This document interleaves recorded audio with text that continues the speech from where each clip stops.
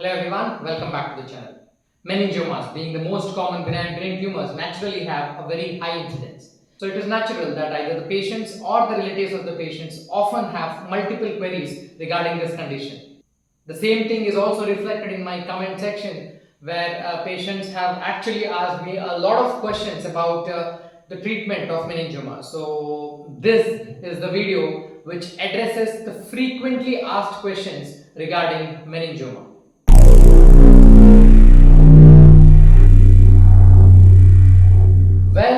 I would put it this way. So, if the size of the meningioma is more than 3 centimeter, then what I would say is the only treatment option available is surgery.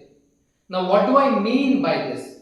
So, what I mean is if you want that meningioma to be treated, then it is by surgery.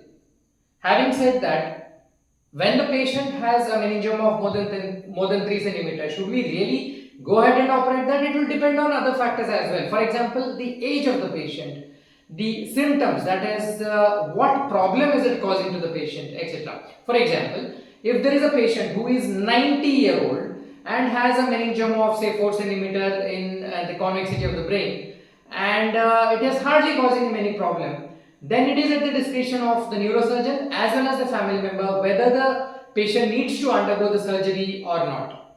So, I repeat my sentence, the only treatment option available is surgery, but whether the surgery needs to be done or not will depend on other factors as well. Now, let's come to the meningiomas which are less than 3 centimeter in size. Now, once the meningioma is less than 3 centimeter, again the treatment is different for different individuals and will also depend on other factors like the location of the meningioma, the symptoms it causes, etc. But broadly speaking, there is also another treatment option available, which is gamma knife therapy. So the patient can be either subjected to gamma knife therapy or can undergo surgical excision of the tumor.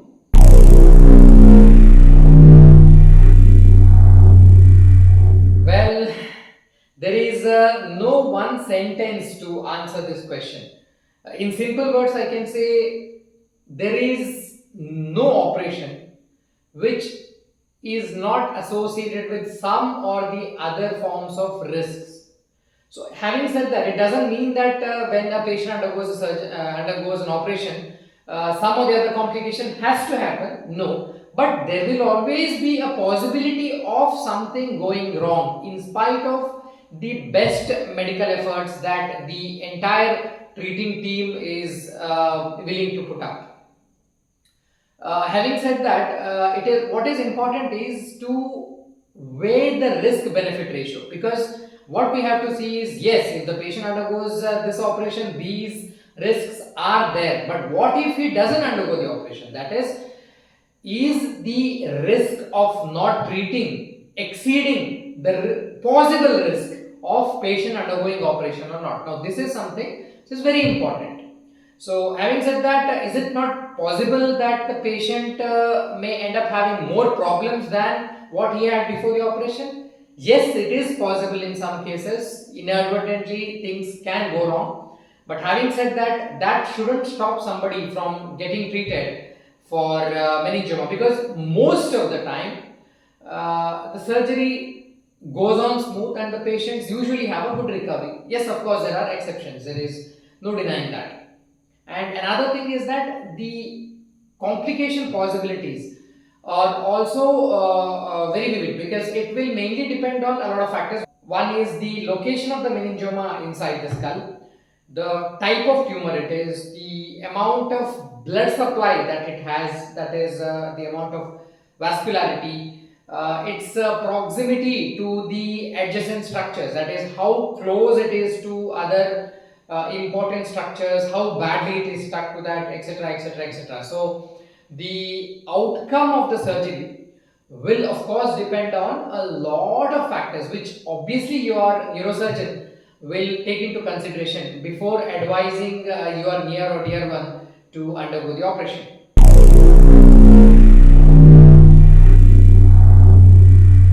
No, meningiomas are are not cancerous tumors. They are generally considered as benign tumors. I use the word generally.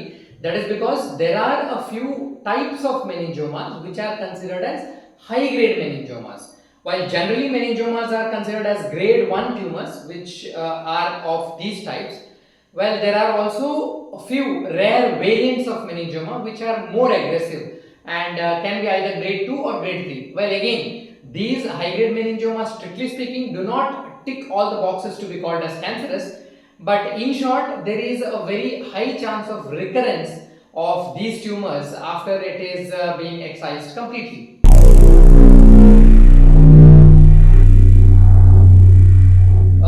Well, it will depend on what you call as cure. So let me break it down further. See, what happens is that once the meningioma is excised, the immediate question is it excised fully, that is 100% of the tumor is removed, or there is some residual tumor for whatever reason. So if there is a residual tumor, obviously there is a chance that the residual tumor may grow over time, while the rate of regrowth is highly variable. In some patients it may grow back to its original size within 1 to 2 years, while in some patients it may not really show significant growth even after 10 years. So again, that is an unpredictable thing. But let's consider a situation where a person undergoes an operation for removal of meningioma and 100% of the tumor has been removed. So even after removing 100% of the tumor, sometimes patient can have recurrence of the tumor, that is the tumor can grow back again. Again, it is not necessary, but yes, it is possible. So that is why actually the patient needs to be under follow-up, and yes, in case if the surgeon notices that the tumor is growing back again, the patient will be asked to undergo what is called as gamma knife therapy, which will reduce the chances of tumor growth in the future. So strictly speaking, that way you cannot really call it as curable, but for all practical purposes compared to the other brain tumors, you can still call it as curable, because even if it grows, it's going to be very slow, and there are ways how we can further prolong the rate of growth of the tumor.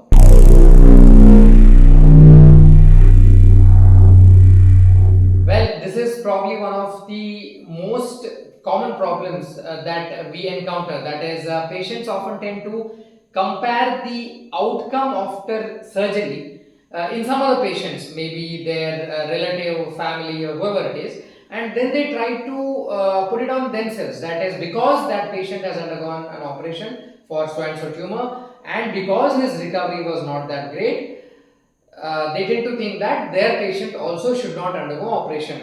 It might be something to do with the surgeon, the hospital, or the condition itself. So what I would want to say is every patient is different, every tumor is different, every meningioma is different. So the outcome is dependent on a lot of factors. So you cannot consider one patient's outcome and then put it on another.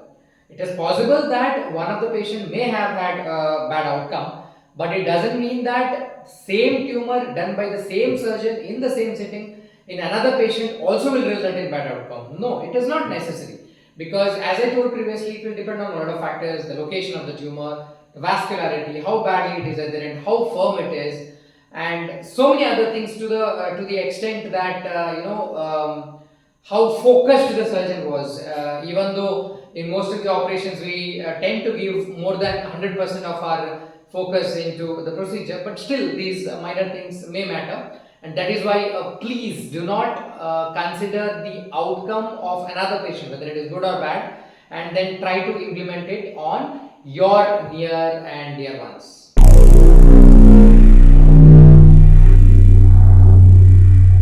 Most of the times, yes, the patient needs to take a few medicines for a certain duration of time, which will be best decided by your neurosurgeon. Most common being anti-epileptic medications. Most of the meningiomas come with the risk of patient having seizures or fits, with a few exceptions obviously. So even after the operation, that risk still exists, and that is why the surgeon tends to put you on an anti-epileptic medication for a certain period of time, which could be 3 months, 6 months, or whatever it is, based on multiple other factors. So most likely that you will be on anti-epileptic medication for some time or some months. Apart from that, you will be obviously for a few days you will be on antibiotics, painkillers, multivitamins, etc., which obviously will be stopped in say less than 1 to 2 weeks.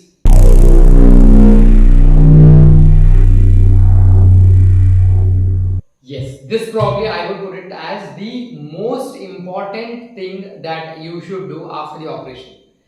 Failure to follow up is the biggest problem, especially considering the Indian scenario. So, what happens is that when a patient undergoes an operation where the outcome is good, the patient tends to think that yes, everything is done anymore, I don't need to go to hospital at all. No, so that doesn't happen. As I told previously, sometimes even if the tumor is removed fully, that is, even after 100% removal of the tumor, sometimes there is a possibility that the tumor may regrow.